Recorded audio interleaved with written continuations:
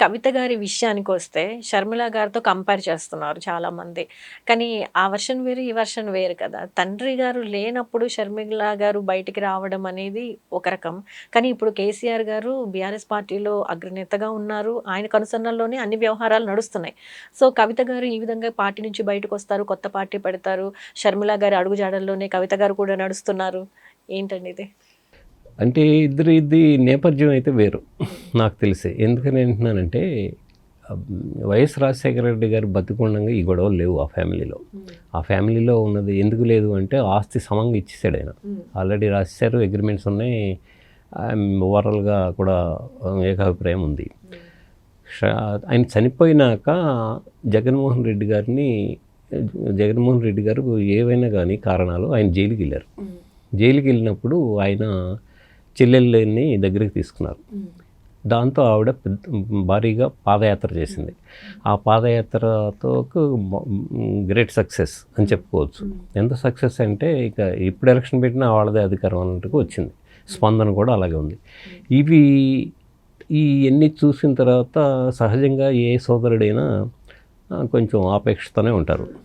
ఆయన దాంతో ఆవిడకి మరి ఇద్దరు ఫేస్ టు ఫేస్ ఇంకేం జరిగినా తెలియదు. తల్లిగారి సమక్షంలోనే రాజ్యసభకి పంపిస్తాను, లోక్సభకు సాధ్యం కాకపోతే అని చెప్పారు.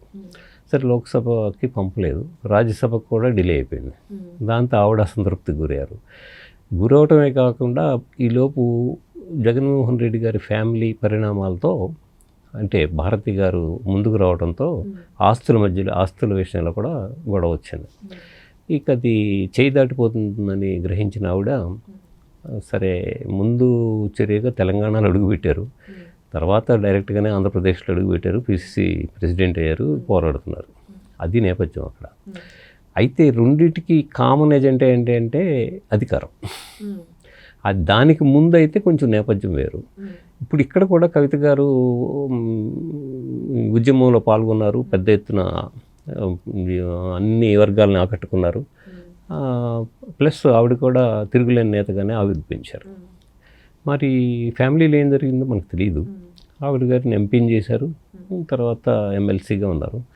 ఇన్ని చేసిన తర్వాత ఇప్పుడు ఆవిడ గారికి అది సరిపోదు, పార్టీ పగ్గాలు కావాలన్న ఆంక్షతో ఉన్నట్టున్నారు. సో దాంతో ఆవిడకి నువ్వు ఫ్యామిలీకి అంటే సోదరుడితోనే రిఫ్ట్ వచ్చింది అని భావిస్తున్నారు. ఈ రిఫ్ట్ని చల్లార్చే బాధ్యత తండ్రిగా ఆయన ఉన్నారు. ఆయనే అధ్యక్షుడు, ఆయనే చేయాలి. అది సమయం సందర్భం చూసి పార్టీలో ఎవరికి ఏ స్థానం కల్పించాలో నాకు తెలుసు, దీనికి తొందరపడటం మంచిది కాదని ఆయన చెప్పినట్టు వార్తలు వచ్చినాయి. అయితే వినిపించుకునే ధోరణిలో కవిత గారు లేరు. ఆల్రెడీ చాలా అడుగులు ముందుకేసేశారు. ఇది చల్లారే ప్రశ్నే లేదు అని వచ్చినాయి. దీనికి తోడు కొందరు ఎమ్మెల్యేలు, ఇప్పటికే అసంతృప్తితో ఉన్న ఎమ్మెల్యేలు ఆవిడతో చేతులు కలపవచ్చు, అందరూ కలిసి గంపకొత్తగా కాంగ్రెస్లోకి వెళ్ళిపోవచ్చు అని కూడా వార్తలు వచ్చినాయి. వీటన్నిటినీ కన్ఫర్మ్ చేయలేము, పాసిబిలిటీస్ చెప్పారంతే, అలాగే ఆలోచించుకోవాలి. లేఖ బయటపడటం వెనుక ఒకవేళ కేసీఆర్ గారి హస్తం ఉన్నట్లయితే ఎటువంటి వ్యూహాత్మక ప్లాన్ ప్రకారం చేసుంటారు కేసీఆర్ గారు? ఇది ఒక క్వశ్చన్ అండి. ఇంకో క్వశ్చన్ ఏంటంటే, కవిత గారి వెనుక రేవంత్ రెడ్డి గారు ఉన్నారు, సో ఆయన కూడా నడిపిస్తున్నారు కవిత గారిని అనే వాదనలు కూడా వినిపిస్తున్నాయి. వాస్తవమేనా? ఇప్పుడు దాంట్లో ఉండే ఛాన్స్ ఉంటుందా? ఎందుకంటే చాలా సందర్భాల్లో ప్రెస్ మీట్లో కానివ్వండి, లేకపోతే బహిరంగ సభల్లో కానివ్వండి, ఇప్పుడు రేవంత్ రెడ్డి గారు చాలా సందర్భాల్లో కేసీఆర్ గారిని, కేటీఆర్ గారి మీద మాటల యుద్ధాన్ని ప్రకటించారు. కవిత గారిని ఎప్పుడు తీసుకురాలేదు. వాళ్ళిద్దరూ మామూలుగా బిజినెస్ పరంగా కూడా మంచి ఫ్రెండ్స్. అటు వీళ్ళిద్దరు కూడా ఎప్పుడు ఏం అనుకోలేదు. కాబట్టి అవన్నీ ఒకదాని ఒకటి వస్తూ ఉన్నాయి. కాబట్టి ఇన్ని ఆలోచనల మధ్యలో కవిత గారి వెనకాల రేవంత్ రెడ్డి గారు ఉన్నారు. దీంట్లో మనం ఇంకా స్పష్టంగా వెళ్ళాలంటే ఫస్ట్ పాయింట్ కేసీఆర్ గారి సైడ్ నుంచి. కేసీఆర్ గారికి తెలిసి లేక లీక్ అయిందంటే నేను నమ్మలేను. ఎందుకనంటే అది చాలా తప్పు, రాంగ్ వ్యూహం, అది తప్పు. ఎందుకు ఆయనకు ఆ ఉద్దేశం ఉండదు. సో ఆయన కాకపోతే ఇంకెవరు అనేది వస్తుంది. మరి వర్కింగ్ ప్రెసిడెంట్ కేటీఆర్ గారు కాబట్టి కేసీఆర్ గారి దగ్గర సన్నిహితంగా ఉండేది కాబట్టి ఇలా వస్తుంది. వచ్చినప్పుడు ఏం జరిగి ఉండొచ్చు, కేటీఆర్ గారే లీక్ చేసి ఉండొచ్చు అని. ఎందుకు లీక్ చేసి ఉండొచ్చు అంటే కవిత గారిని బదనాం చేయడానికి అని ఫీలింగ్. కానీ ఎలా బదనాం చేస్తారు? లేకైనంత మాత్రం బదనాం కాదు, అడగడంలో తప్పేం లేదని నా అభిప్రాయం. సో ఆ పాయింట్ ఎందుకో అతుక్కోవట్లే, ఆ వాదనలకి లాజిక్ అందట్లే. సో ఇక్కడ కవిత గారే లీక్ చేసి ఉండొచ్చు అనే దానికి లాజిక్ సరిపోతుంది. సరే, కవిత గారి సైడ్ నుంచి లీక్ అయిందా, ఇంకొక ఆ పేషి నుంచి ఇంకొక పేషి నుంచో లేదా సన్నిహితుల దగ్గర నుంచో వేరే రకంగా లీక్ అయిందా అనేది వేరే సంగతి.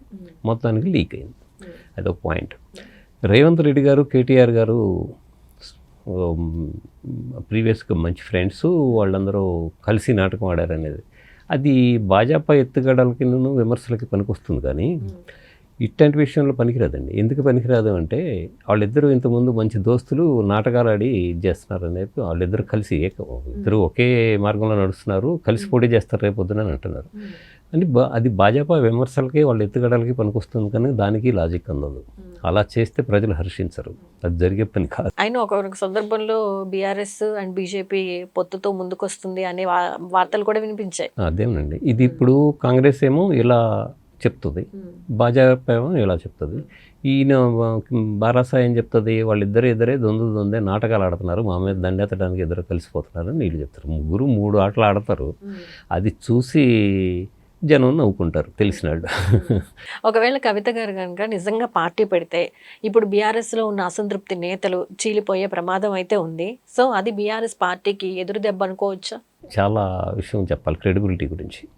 ఎలాగంటే ఒక వారసత్వం తీసుకోవాలంటే కేవలం వారసత్వం హక్కుతో సరిపోదు, అది ప్రజల్లో నువ్వు నిరూపించుకోవాలి, నీ ఎఫిషియన్సీ ఏంటో చూపగలగాలి. ఇన్ని ఉంటాయి, అది ఎంతవరకు ప్రజల్లో ఆ క్రెడిబిలిటీ ఉందనే దాన్ని బట్టి ఆధారపడి ఉంటుంది. అధికారంలో ఉన్నారు, ఇప్పుడు చేయొచ్చు అనుకోవడానికి లేదు, ప్రతిపక్షంలో ఉన్నారు. సో నమ్మి అయితే గెలిపించగలరు, కవిత గారు మన అందరినీ గట్టెక్కించగలదు అనే నమ్మకం ఎంతమందికి ఉన్నది అనేది అనుమానాస్పదం. సో అది ఇప్పుడు తేలేది కాదు, ఆవిడ వేసే స్టెప్ల మీద ఆధారపడి ఉంటుంది. ఓకే, అయితే ఏదైనా జూన్ 2 వరకు అయితే వేచి చూడాల్సిన పరిస్థితి అంటారా? జూన్ 2 అనేది కూడా కొంతమంది పెట్టిన టార్గెట్ అండి, ఇక్కడంతా జరగవచ్చు, ఇక్కడ ఒక అకేషన్ ఉంది కాబట్టి అని. ఎందుకని అంటున్నానంటే కాంగ్రెస్లో కూడా కాంగ్రెస్ పిసిసి క్యాబినెట్ ఎక్స్పాన్షన్ ఇవన్నీ కూడా ఇట్లా ముహూర్తాలు పెట్టుకుని జరుగుతూ ఉంటాయి. దీనికి కూడా అలా ముహూర్తం పెట్టారు అంతే, అప్పుడే జరగాలని ఏం లేదు. అదొక డే, అదొక ఛాన్స్ అని ఊహించి అలా చెప్తున్నారు. అలాగే విశ్లేషణలు వస్తున్నాయి, అలాగే మీడియాలో కూడా వార్తలు, సోషల్ మీడియాలో వార్తలు వస్తున్నాయి. దాన్ని అంత నమ్మకంగా తీసుకుని భావించాల్సిన పని అయితే లేదు. కవిత గారు ఒక కామెంట్, కేసీఆర్ గారు దేవుడు, ఆయన చుట్టూ దెయ్యాలు ఉన్నాయి అని చెప్పి, మరి ఇన్నేళ్ల పాలనలో అంటే పొలిటికల్గా ఈ దెయ్యాలు ఇప్పుడే కనపడ్డాయా అని చెప్పి రఘునందన్ గారు క్వశ్చన్ చేయడం జరిగింది. మరి కౌంటర్ అటాక్ ఇస్తారా కవిత గారు, లేకపోతే లేదా? డిప్యూటీ చీఫ్ మినిస్టర్ కూడా అన్నారు అన్నమాట. అది పాయింట్ కాదు. ఎందుకని అన్నానంటే ఆవిడ ఎత్తుగడ ఏంటంటే నేను తండ్రిని చెయ్యిని వదలలేదు అని చెప్పడం, మరి ఎవరి చేతిని వదులుతున్నారు అనేది స్పష్టంగా చెప్తున్నారు. అది గ్రహించాల్సింది. అది గ్రహించాల్సినప్పుడు వీళ్ళు బీజేపీ కానీ కాంగ్రెస్ కానీ చెప్తుంది కూడా అదే. మరి ఇన్నాళ్ళు కనిపించలేదా అని, కానీ ఇన్నాళ్ళు కనిపించలేదా అంటే ఇట్ టేక్స్ టైం అండి. ఇప్పుడు వాళ్ళకి షర్మిల గారికి టైం పట్టింది, కవిత గారికి అలాగే టైం పడుతుంది. ఏదైనా ఒకటి ఎవల్యూషన్లో రావాలంటే some time it will take.